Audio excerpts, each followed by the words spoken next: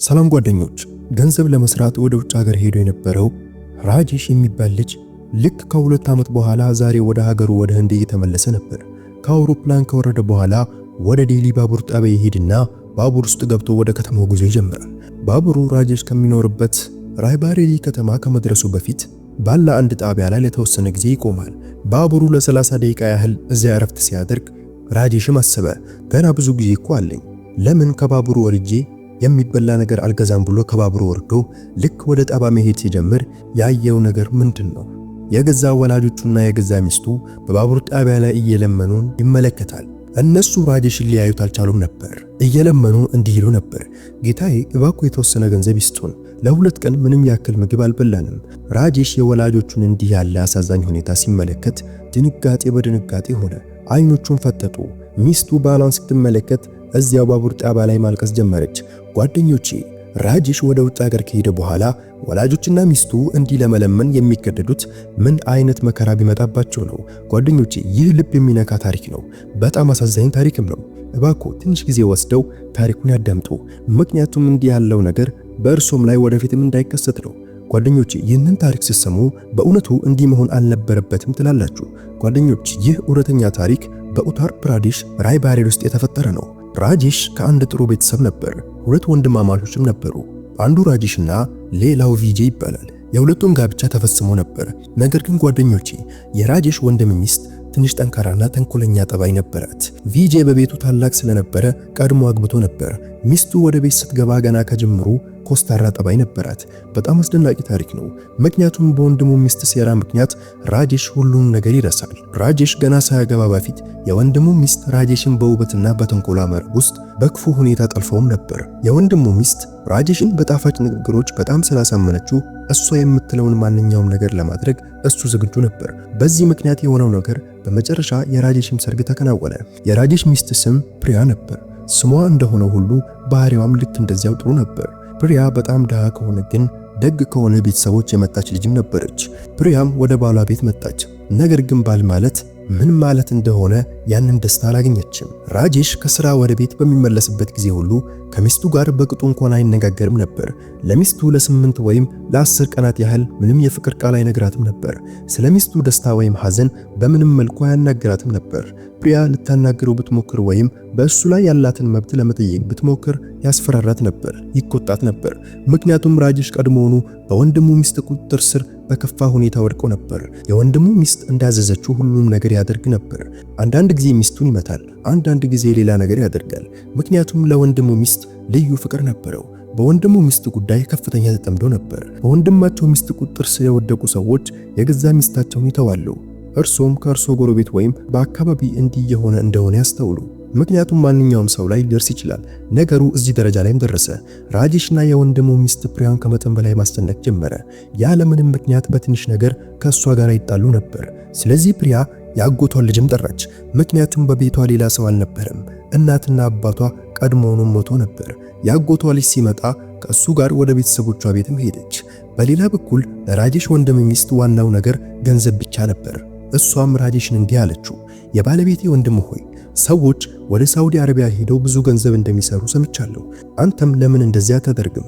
ለተወሰነ ጊዜ ወደ ውጭ ሀገር ሄድና ጠንክረህ ስራ፣ ገንዘብም አግኝ። ብዙ ገንዘብ ሲኖር አንተና እኔ በደንብ እንዝናናለን፣ በጣም የተመቻቸ ህይወት እንኖራለን። ከዚያም እኔንም ካንተ ጋራ ወደ ውጭ ሀገር ትወስደኛለህ። አሁን እሱ የወንድሙ ሚስት ቃል መቃወም አልቻለም ነበር እና በ1 ወይም 2 ወር ውስጥ ቪዛ መጣለትና ወደ ውጭ ሀገር አመራ። ወደ ውጭ ሀገር ከመሄዱ በፊት ወላጆቹን የመንከባከብና ወጪያቸውን የመሸፈን ኃላፊነት ለታላቅ ወንድሙና ለወንድሙ የሚሰጧቸውም ነበር።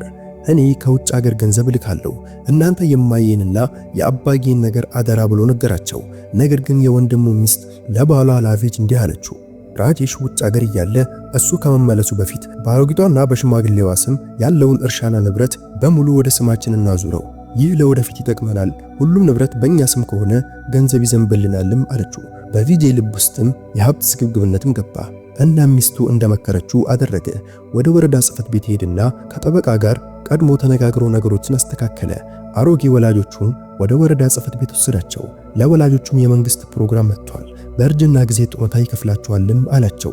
ምስኪኖቹ ወላጆች በልጃቸው ንግግርም ተታለሉ። እናም በሽንገላ ሁሉንም ንብረታቸውን ሁሉንም የእርሻ መሬታቸውን፣ ቤታቸውንና ንብረቶቻቸውን በሙሉ በታላቅ ልጃቸው ስም አደረጉ።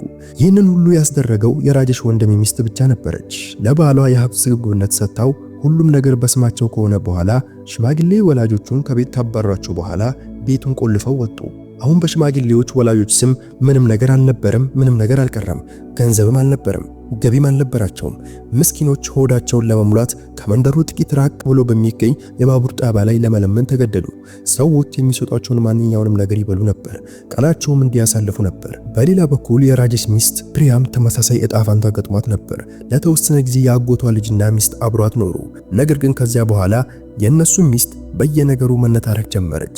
ስለዚህ ፕሪያ አንድ ቀን ተማረረችና አሰበች፣ ከእንግዲህ በዚህ ቤት መኖር አልፈልግም።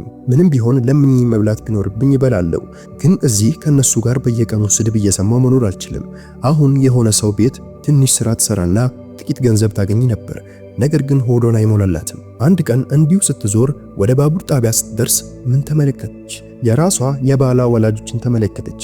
ወደ እነሱ ሄደችና አቀፈቻቸው፣ ማልቀስም ጀመረች። እማዬ፣ አባዬ፣ ይህ እንዴት ሊሆን ቻለ ብላም ጠየቀቻቸው። የባሏ ቤተሰብም የደረሰባቸውን ለፕሪያ ነገሯት። ባለቤትሽ ወደ ውጭ ሀገር ሄደ። የወንድሙ ሚስትና ወንድሙ ግን በማታለል ሁሉንም መሬትና ንብረት ወደ ስማቸው አዞሩ። እኛም በግፍ ከቤት አባረሩን። አሁን ሁለታችንም ጎዳና ላይ ለመውደቅ ተገደናልም አሏት። ፕሪያ በጣም ደግና ንጹህ ልብ ያላት ልጅ ነበረች። አማቾቿ በዚህ ሁኔታ ላይ ያሉ አብሯቸው ሆነች።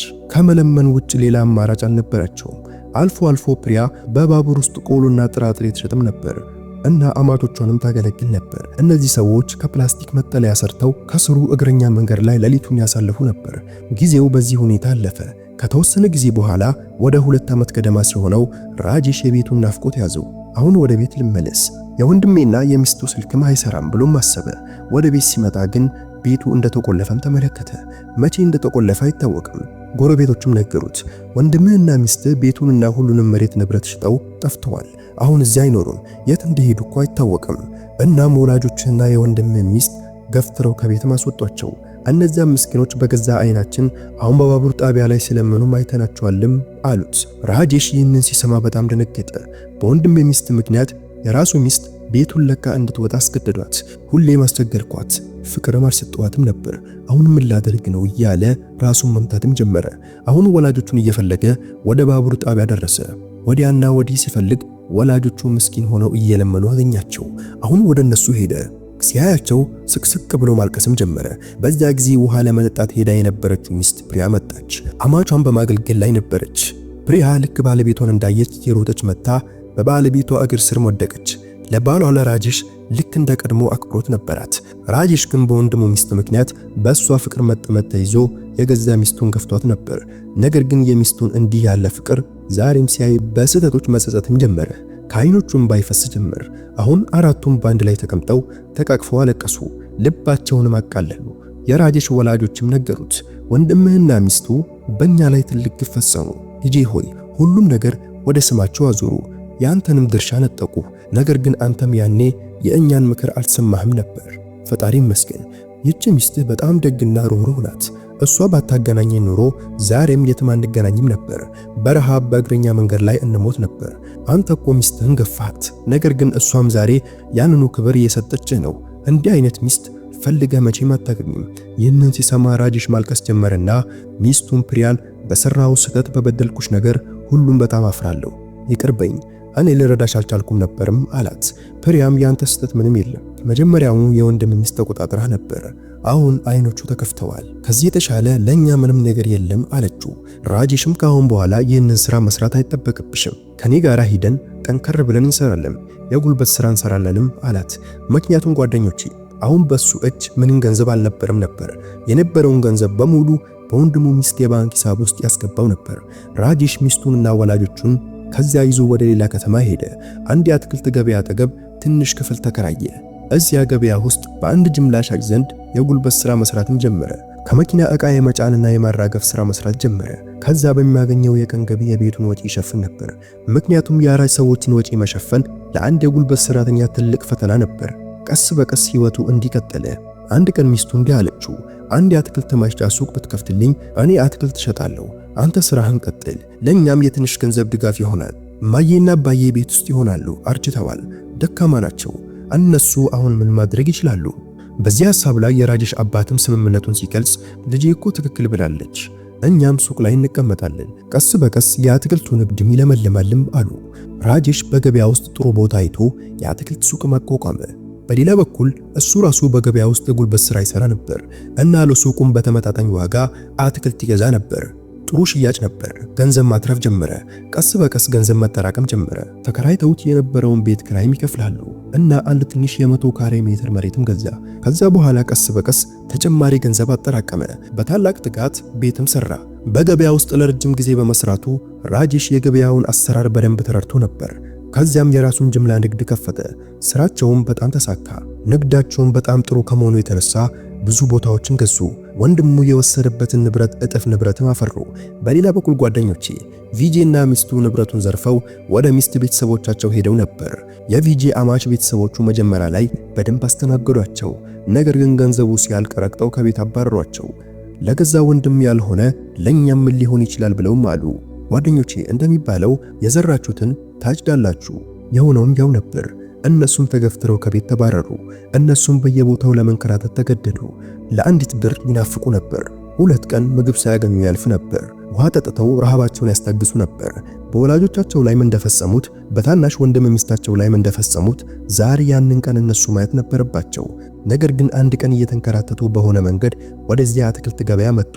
ልክ ቪጄና ሚስቱ ራጀሽን በጅምላ ንግድ ቦታው ላይ ተቀምጦ ሲያዩት ከስሩ ብዙ ሰዎች እየሰሩ ነበር። ይህንን ሲያይ አይኖቻቸው ፈጠጠ። ከዚያም ሁለቱም ወደ ራጀሽ ሄዱ። እማዬና አባዬም እዚያ ተቀምጠው ነበር። የቪጄ ሚስት ልክ በአማቿ ስር ለበረከት ስትደፋ ራጀሽ አስቆማትናም እንዲህ አለ፣ የወንድሜ ሚስት ሆይ ከዚህ ራቂ። እማዬና አባዬ በእጅሽ እንዳትነካቸው። በእነሱ ላይ ምን ፈጽማችሁ ነበር? እናንተ ሰዎች ለገንዘብ ብላችሁ ከቤት አፈናቀላችኋት። አንቺ ነሽ ከሀብት መሰል ሚስቴ ያራክሽኝ፣ መሬትና ንብረቴን ወሰዳችሁ። አሁን እዚህ ምን ልታደርጉ መጣችሁ? ወደ ፈለጋችሁበት ሂዱ። ከናንተ ጋራ ምንም አይነት ዝምድና የለንም። ነገር ግን ያላችሁበትን አስቸጋሪ ሁኔታ በማየት ወላጆቹም እንዲህ አሉ፣ ልጄ ራጀሽ ተሳስተዋል። ቀድሞ አንተም ተሳስተህ ነበር፣ እሷም ተሳስታለች። በመጨረሻ ምንም ቢሆን ወንድምህ ነው። የሆነውም ሆኗል። አሁን ይቅር በላቸው። በዚህ ጊዜ የራጀሽ ሚስት ፕሪያም እንዲህ አለች፣ አዎ እማዬና አባዬ የሚሉት ልክ ነው። ምንም ቢሆን የቤተሰባችን አካል ናቸው። ወንድምና እህት ሌላ ቦታ ለመስራት ቢሄዱ የኛም ክብር ይዋረዳል። ለነሱም የሆነ ትንሽ ስራ አስጀመራቸው። በእኛ ላይ የፈጸሙትን ሁሉ ዛሬ ውጤቱን አይተውታል። የራጀሽ ንዴትም አሁን ጋብ አለ። እሱም ተረዳ። የሆነው ነገር ሆኗል። ተመልሶ ሊመጣ አይችልም። ስለዚህ የራሱን ገንዘብ አውጥቶ ለታላቅ ወንድሙ ስራ አስጀመረለት። ጓደኞቼ ሁለቱም ወንድማማቾች ስራቸውን በደንብ ተያያዙት እና ከቤታቸው ጋር በፍቅርና በመተሳሰብ መኖር ጀመሩ። ጓደኞች ይህ ታሪክ እንዴት ነበር? ታሪኩን ትንሽ ቢሆን ከወዳችሁት ቻናሉን ሰብስክራይብ ማድረግ እንዳትረሱ። ጓደኞቼ ይህ ታሪክ በመንገዴ ዓላማዬ የማንንም ስሜት ለመጉዳት አይደለም፣ ብቻ እናንተን ለማስጠንቀቅ ነው፣ ንቁ እንድትሆኑም ለማድረግ ነው። የዛሬው ታሪካችን ይህን ይመስል ነበር። በሌላ ታሪክ እስከምንገናኝ አሰላሙ አለይኩም ወራህመቱላሂ ወበረካቱ።